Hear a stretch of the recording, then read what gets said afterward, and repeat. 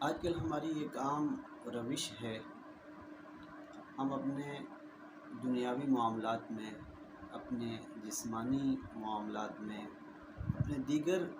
معاملات زندگی میں ہماری کوشش رہتی ہے کہ ہم کسی ماہر سے، کسی تجربہ کار سے، اس فیلڈ کے کسی کہنہ مشق آدمی سے جا کر کے مشاورت کرتے ہیں، اس مسئلے کا حل پوچھتے ہیں،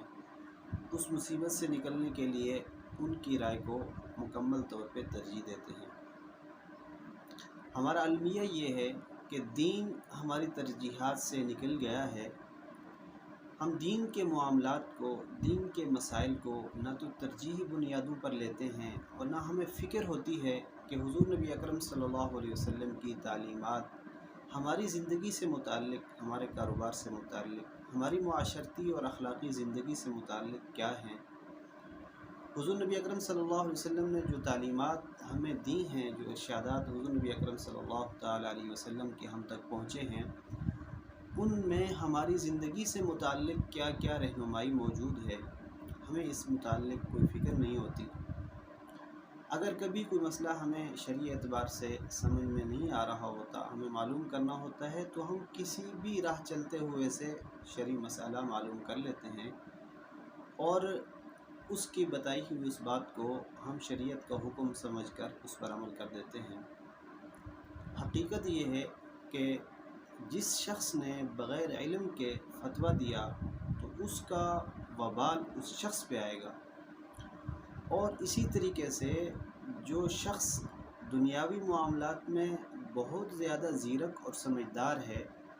وہ کسی بھی دنیاوی معاملے میں کسی اناڑی اور کسی نا تجربہ کار سے مشورہ نہیں لیتا، لیکن دین کے معاملے میں اگر وہ مشورہ کرنے کے لیے کسی بھی داڑھی اور پگڑی والے سے پوچھ لیتا ہے، جبکہ ان کے علم میں ہے کہ یہ شخص عالم نہیں ہے، یا یہ شخص مفتی نہیں ہے، یا یہ شخص تجربہ کار نہیں ہے، یا ان کو شریعت کے علم اور شریعت کے مسائل کا مستند ذریعہ معلوم نہیں ہے، یا انہوں نے کسی قابل قدر علماء کرام سے پڑھا نہیں ہے، تو ان سے مسئلہ معلوم کرنا یہ درست نہیں ہے۔ یہ ایک سستی ہے جس کی وجہ سے آج ہمارے معاشرے میں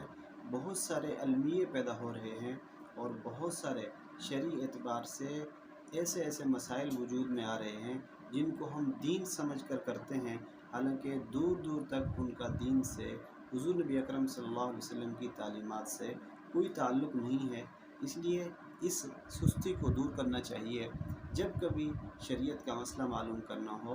تو اللہ رب العزت کے فضل سے